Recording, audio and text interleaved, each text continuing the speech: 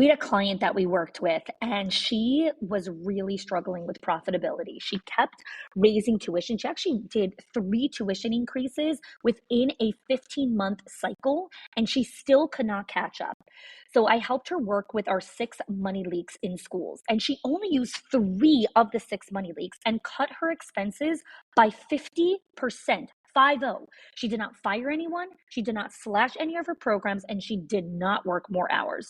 Again, the 6 money leaks are not hacks or spreadsheets. These are patterns. They are small decisions that feel so normal that your school does, but they quietly drain your school's profit. So if you've ever wondered why you're working so hard, but still not seeing the return, this is your first step to clarity. Click the link in the show notes and find out what it's actually costing you. Hey there, friends, and welcome to the Schools of Excellence podcast. Connie here. This episode is sponsored by the Directors Inner Circle, which is our premier coaching program for directors who are looking for a community of leaders to work with, world-class training and content, and coaching and training on how they can become leaders of excellence in their centers. So we have now an incredible cohort of directors that we're currently working with. We are accepting applications, very few of them over the course of the next couple of weeks. So if you're interested, whether you're an owner listening to this and thinking, oh, I really want training for my directors, or I have a new assistant director, or starting to build an admin team, definitely click the link in the show notes and fill out an application. Or if your director is listening to this, who's just looking for higher level training, who's looking for a community of leaders, who's looking for a coaching program, who can guide them for their next steps and how to build the infrastructure in their center, to build culture, to build a better calendar, to build relationships with staff, to understand all the systems and processes of all the things that they need to do to continue the day-to-day operations, then I encourage you to apply to see if you're a good fit to join us in our Directors Inner Circle. So today is another episode, bonus episode, in the Schools of Excellence podcast. And today's topic is creating and nurturing confident staff. So if you didn't listen to our previous episode, our first bonus episode on the skills to build self-awareness, you could definitely go check that out after you listen to this one. This week, again, super short and quick, these bonus episodes, they're under 10 minutes. I'm going to give you some quick tips on how to start creating and nurturing a confident team. Now, one of the things we need to understand about confidence is earned, not learned. I'm going to say that again. Confidence is earned, not learned. You cannot teach confidence. You have to earn it.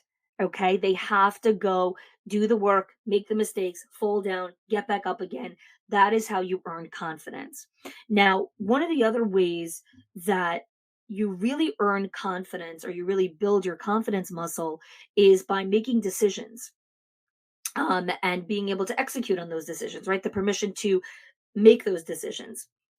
And so one of the things that I talk often about is when staff come to you with a problem, follow the 2-option solution formula. And the 2-option solution formula is that they come with a problem, right? So they bring one question to you, one problem. Here's my problem. I'm struggling with X, Y, and Z, or X. And they need to present to you 2 solutions to this problem. Okay.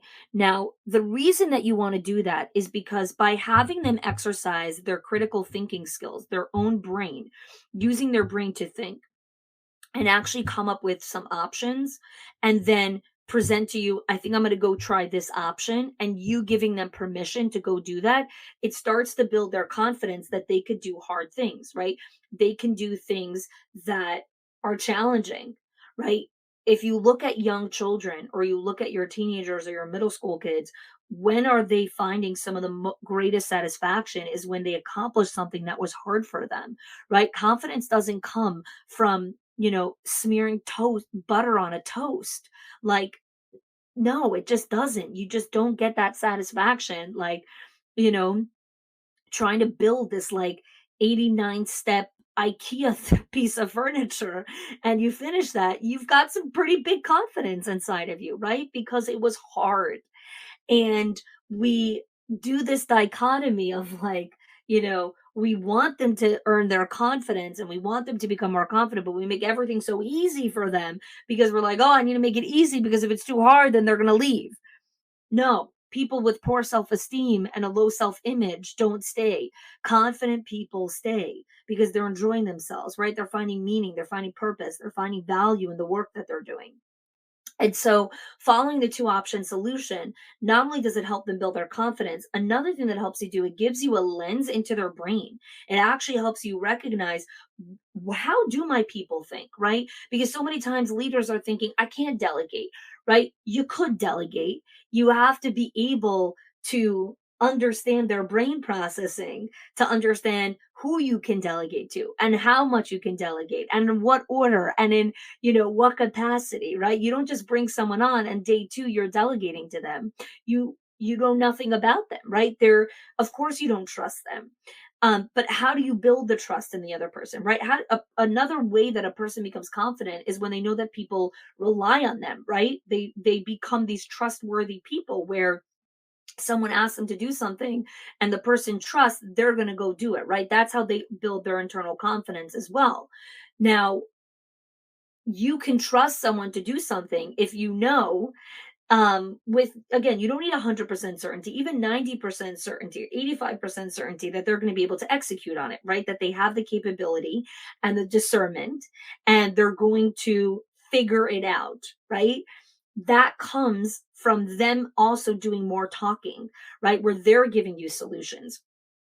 So do less talking, right? Hear their solutions, hear what they have to say. It's going to help them build their own confidence. So these are some of the ways that you nurture it. These are some of the ways that you create opportunities for it.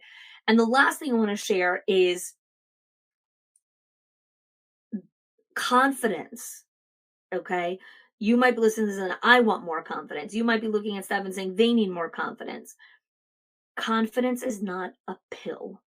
It is not a pill. It is not a drug. It is not a vaccine. Confidence is something that lives and breathes inside of you. And it is a muscle that is developed and earned over years and years of practice in different areas. Don't take shortcuts because there are none. You will be disappointed every time you try to take a shortcut to build confidence. You create a false sense of confidence, which just feeds your insecurity and self-doubt even more. Don't create false senses of confidence. Learn how to build it the right way. And these are just some of the ways that I shared with you. Again, there's so many ways to build confidence. These are some of them to create, to nurture that inside of your team, to up level them. Don't just give them gratitude and praise, right? Again, I talk extensively on gratitude in episode 3 on this podcast. Gratitude is another powerful way to build confidence. But if you're only praising and you're not also hearing them, giving them opportunities to make decisions, to make mistakes, they're not building that real confidence muscle. All right. Thanks so much for joining me for another bonus episode on the Schools of Excellence podcast. If you have a specific topic that you would like some tips and tricks on or want a bonus episode, please let us know. Join us in our Facebook group, comment or tag me on Instagram. We love hearing from you. And thanks so much for joining us for another episode. If your accountant has ever told you to cut back on professional development or slash your teacher appreciation budget or your staff development budget just so you could stay afloat, or has told you, hey, you probably can't go invest in that program, please listen. The problem is not that you're spending too much money on your people or yourself or your investment or your support system. It's that your school has invisible money leaks that are draining your profit, leaks that no spreadsheet will ever catch or accountant. So I created the 6 money leaks of schools that show you the 6 core areas that schools lose money every single month without realizing it. If you close even one of them, your profits will start to soar without sacrificing your team. Go get it now and stop blaming the things that are actually building your school.